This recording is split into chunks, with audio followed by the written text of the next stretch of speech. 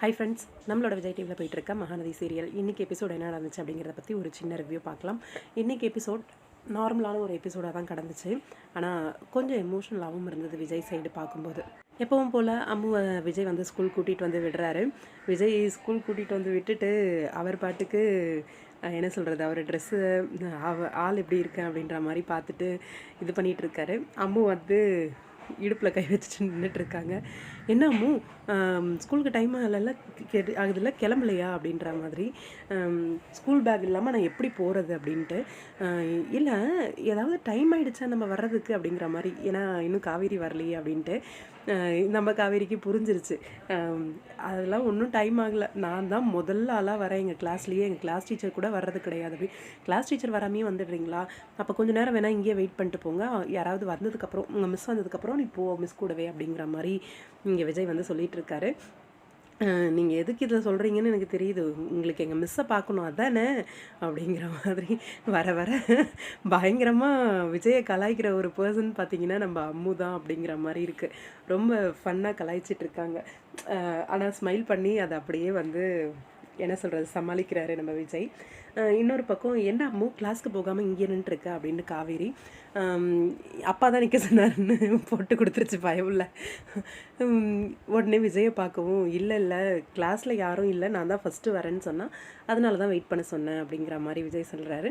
கண்மணின்னு ஒரு பொண்ணை பாப்பா அந்த பக்கம் போகிறாங்க.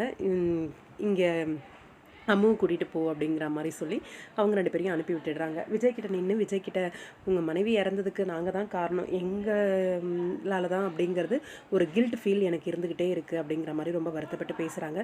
அதெல்லாம் ஃபீல் பண்ணாதீங்க மிஸ், விடுங்க பரவாயில்ல அப்படின்ற மாதிரி. இது எதேச்சியாக நடந்த ஆக்சிடென்ட் தானே, இதுக்கு நீங்கள் என்ன பண்ணுவீங்க அப்படிங்கிற மாதிரி.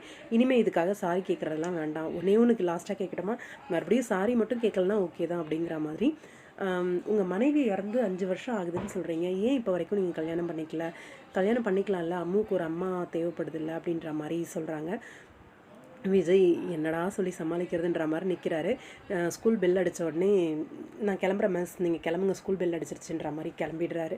இங்கே மாமியார்கிட்ட வந்து புலம்புறாரு. இந்த மாதிரி என்ன கேள்வி கேட்குறா, நான் என்ன பண்ணுறதுன்னு தெரியல அத்தை அப்படின்ட்டு.